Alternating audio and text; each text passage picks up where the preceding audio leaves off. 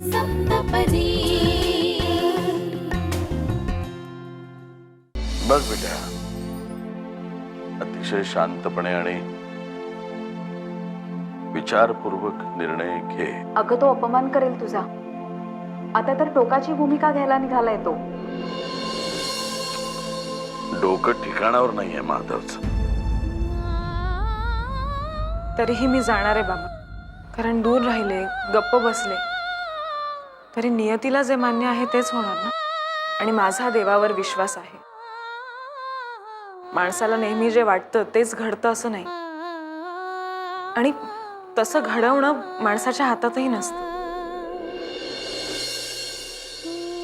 आणि म्हणूनच मी शेवटचा प्रयत्न म्हणून मुंबईला जाणार आहे, एकटी. बेटा, हा आत्मघात आहे, आत्महत्या आहे. नाही बाबा, ही मी स्वतःला दिलेली एक संधी. तर मी आणि माझं नशीब. पण मी प्रयत्न करणार आहे ह्यांचं मन जिंकण्याचा, माझा संसार वाचवण्याचा. नाही जमलं तर समुद्रात जाऊन जीव देईन, पण परत नाही येणार. पण आता माझ्या जिद्दी नवऱ्याला जिंकण्याचा शेवटचा प्रयत्न मी नक्की करणार आहे.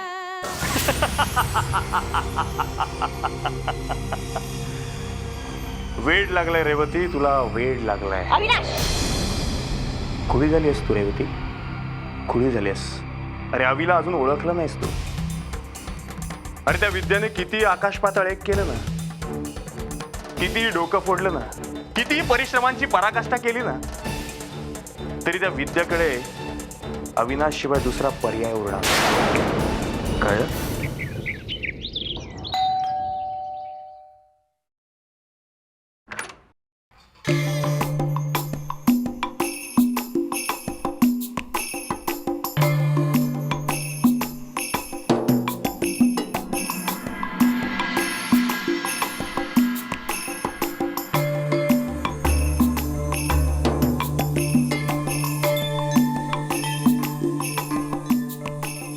अहो, असे बघताय काय? नमस्कार करते. अरे अरे अरे,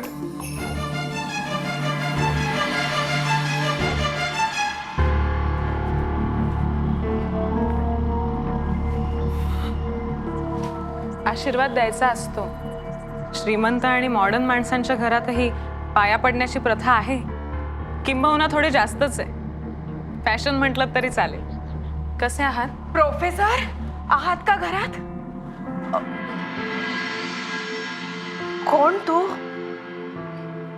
लतिका वहिनी. अगं बाई, विद्या तू? अगं किती गोड दिसतेस. मला काय वाटलं, रोज येणारी मोहिनी इतकी बारीक कशी काय झाली? अगदी झक्कास दिसतेस तू. अगं पण कसं काय सुचलं तुला हे सगळं? सोंग घ्यावी लागतात लतिका वहिनी. आजकाल तुमचं मन कसं आहे, तुमच्या भावना काय आहेत, ह्याहीपेक्षा तुम्ही काय कपडे घातले, तुम्ही कसे दिसताय, ह्याला माणूस जास्त महत्व देतो. म्हटलं बघूया ह्याला कितीसा वेळ लागतो ते. नाही पण अगदी झक्कास दिसतेस तू. अरे मी विसरलेच, रिक्षा उभी आहे खाली, माझ्याकडे नव्हते 100चे सुट्टे, जरा देऊन येता का प्लीज?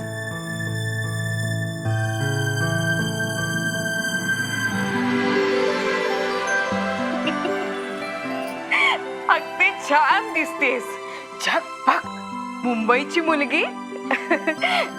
बरं ती जाऊ दे.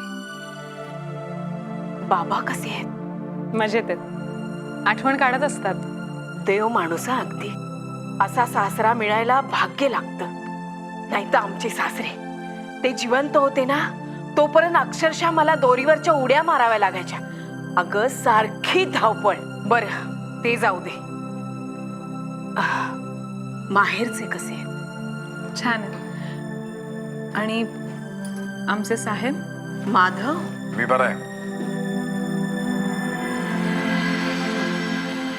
बरं येते मी. प्रोफेसर खूप दिवसांनी बायको आली. येते आम्ही.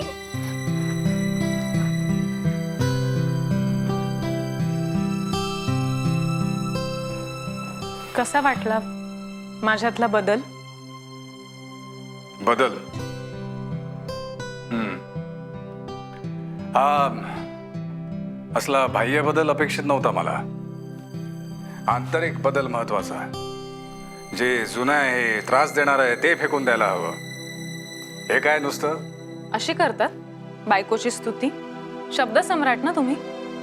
शब्दांचं भांडार वापरता तुम्ही तुमच्या कथा कादंबऱ्या. शृंगारिक प्रसंग रंगवताना तुम्ही जे रसभरीत वर्णन करताना ते वाचताना अंगावर रोमांच उभे राहतात वाचकांच्या. शब्दातून चित्र उभं करण्याचं सामर्थ्य आहे तुमच्याजवळ आणि बायकोसाठी शब्दांची एवढी कंजूशी का? तू इथे का आलीस? का येणार नाही? हे माझं घर आहे, माझा संसार.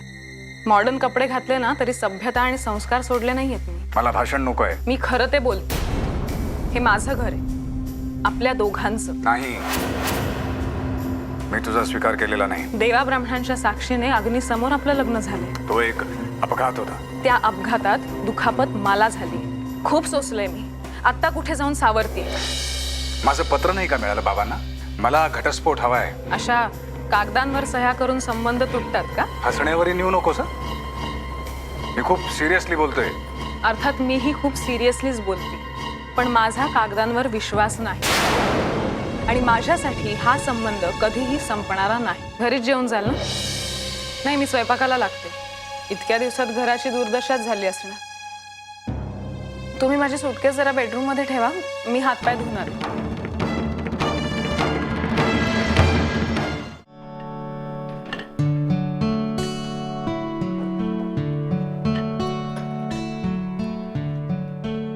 कशी दिसते मी? ड्रेस छान आहे ना? आणि हेअरस्टाईल सूट होते ना मला? कसं आहे, टापटीप राहिलं, झगपक कपडे घातले की बघणाऱ्याला वाटतं उगाच की या बाईचा क्लास वरचा आहे, उच्चवर्णीय. असं एकटक पाहायचं नाही. मन विचलित होतं. ते गोंधळताय काय असे? आवडला ना माझा मेकओव्हर? सांगा ना प्रोफेसर. पण फरक पडतो हं. तुमच्या स्टायलिश राहण्याचा, गोड मधाळ बोलण्याचा फरक पडतो. तात्पुरती का होईना पण छाप पडतेच. हा, पण जर संस्कारांचा, विचारांचा आधार नसेल तर मात्र पितळ लवकरच उघडं पडतं. आठवण सांगते, आमच्या शाळेतले देवल गुरुजी अतिशय साधे, सरळ, सज्जन, एकदम साधं राहणीमान, पण बुद्धिमान, शेक्सपियर कोळून प्यायलेला.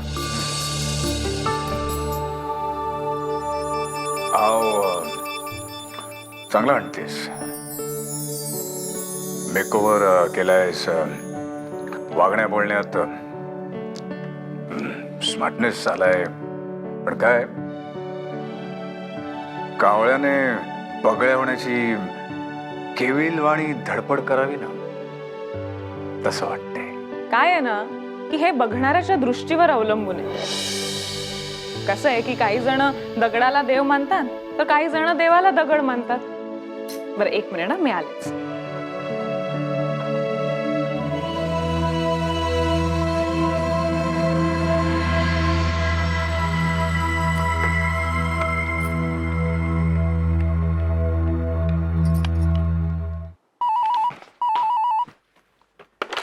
हॅलो, हॅलो मोहिनी.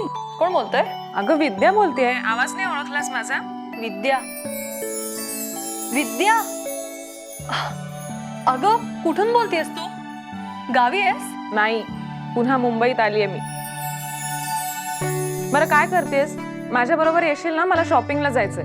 अगं पण नाही म्हणू नकोस हं. माधव ना त्यांच्या कामामुळे माझ्यासाठी वेळ नसतो. तू तरी मला वेळ दे. हं, डन? मग डन. पण विद्या, कम ऑन, आता भाव खाऊ नकोस हं. ये मग. हं, ठीक आहे, मी लगेच तयार होते. बाय. बाय. काय ग, कुणाचा फोन होता? आणि तू एवढा काय विचार करतेस? दी असा विश्वासच बसत नाहीये. अगं विद्याचा फोन होता. ती मुंबईत आली आहे ना. किती कॉन्फिडेंटली आणि वेगळीच बोलत होती ती. कमालीचा फरक पडलाय तिच्यात. अगं तू कशाला एवढा विचार करतेस? आणि बरं झालं बाई विद्या आली ते. आता माझ्या डोक्याचा ताप तरी कमी होईल. त्या प्रोफेसरला सांग आता तरी जीव लाव बायकोवरती.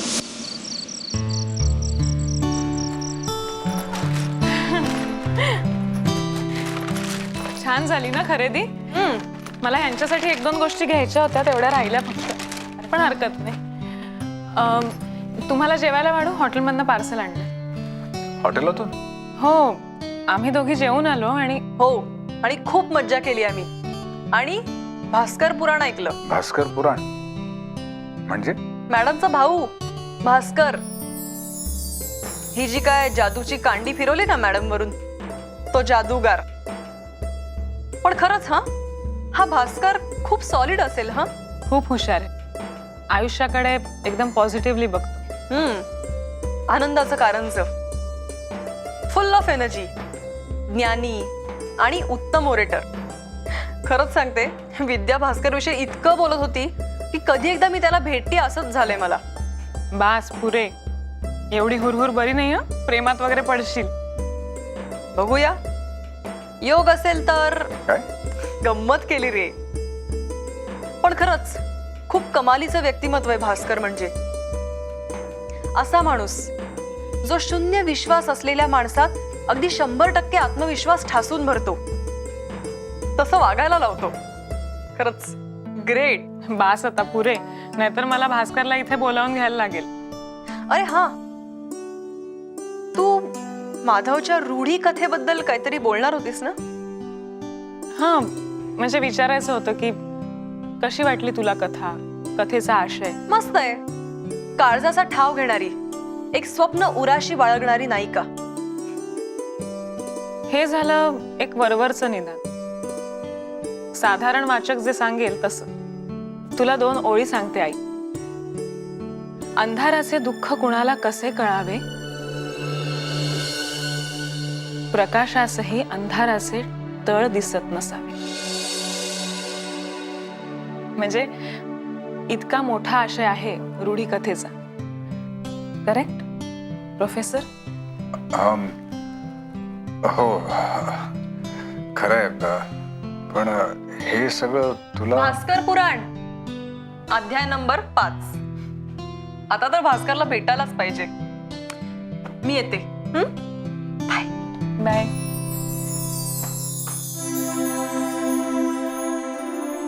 आत्मानम रथिनम विद्धी शरीरम रथमेवतु. शरीर रूपी रथाला जेव्हा आत्म्याचं सारथ्य लाभतं तेव्हा जीवनाचा खरा प्रवास सुरू होतो. खरंय. भास्करने खरंच तुला खूप छान शिकवलं. खूप शिकायचं आहे अजून. या जगात खूप खूप अफाट ज्ञान आहे. खूप ज्ञान मिळवायचंय मला. एक निश्चित वेळ असते प्रत्येक गोष्टीला. पण ती जाणीव झाली की वेळ पुरत नाही. पण ही वेळ मी काही काळासाठी मुठीत धरून ठेवेन.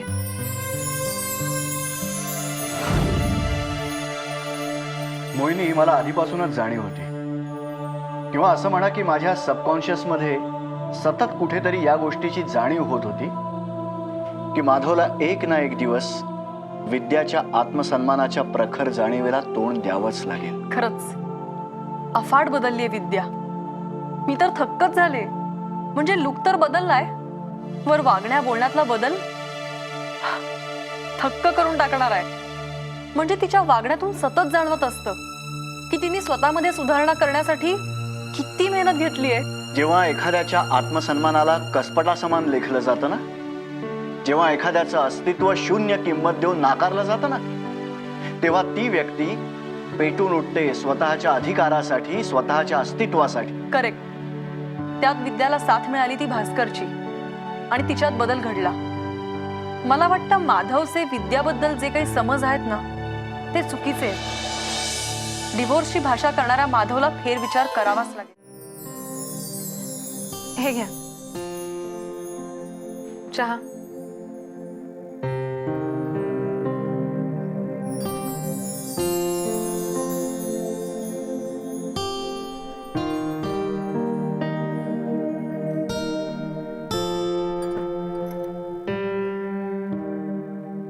काय बघताय? साडीपेक्षा ड्रेस बरा वाटतो ना? मलाही काम करताना मोकळं सुटसुटीत वाटतं. काय झालं? तर तुझा गुरु भास्कर त्याने तुझा काळ पालट केला, करेक्ट? नाही, गुरु म्हणाल तर तुम्ही, माझा पहिला गुरु. माझ्याच बरोबर शब्दांचे खेळ करतेस. नाही हो, एवढी योग्यता नाही माझी. आजपर्यंत आयुष्यात मी कधीच खोटं बोलले नाही, यापुढेही बोलणार नाही. पण गुरु म्हणाल तर तुम्हीच माझे पहिले गुरु, कारण तुम्ही मला जाणीव करून दिली.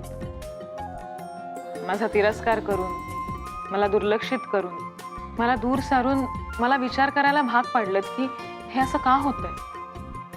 माझ्या आयुष्यातला सगळ्यात महत्त्वाचा माणूस, ज्याच्यावर माझी श्रद्धा आहे, माझं प्रेम आहे, तो मला का नाकारतो. आणि मग हळूहळू मला माझ्यातले दुर्गुण दिसायला लागले, माझ्यामधली कमतरता मला जाणवायला लागली. आणि तेव्हा मला भास्कर भेटला, माझा दुसरा गुरु. त्याने माझी व्यथा ऐकली आणि म्हणाला, ह्यात माधवची काय चूक आहे.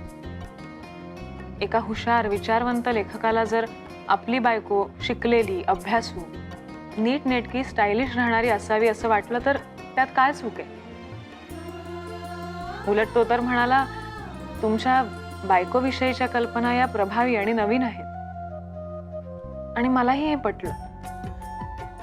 मग स्वतःमध्ये सुधारणा झालीच पाहिजे असा मी ध्यास घेतला. खूप वाचलं, खूप अभ्यास केला. माझी प्रगती इच्छिणाऱ्या माझ्या नवऱ्याच्या भावनांचा विचार मलाच करायला लागणार ना. आणि म्हणूनच तुम्हाला हवं तसं होण्याचा मी प्रयत्न केला. त्याला आता फार उशीर नाही का झाला? नाही, अजून भरपूर आयुष्य जगायचंय. आणि जे जगायचंय ते उत्तमच जगायचंय अशी धारणा आहे माझी. पण माझा निर्णय, डिवोर्स. त्यात बदल होणार नाही. हरकत नाही. तुम्ही मला जीवनाचा अर्थ सांगितलात, प्रगतीचा मार्ग दाखवलात, खूप झालं. तुम्हाला त्रास देणं हे मला कधीच जमणार नाही. जर घटस्फोट घेऊन तुम्हाला आनंद होणार असेल तर तुम्ही सांगाल तिथे सह्या करेन मी. तुम्ही दूर जायचा मार्ग शोधताय, पण मी कुठेही असले तरी तुमच्या बरोबरच असेल. कारण स्त्री आयुष्यात फक्त एकदाच सप्तपदी चालते, फक्त एकदाच.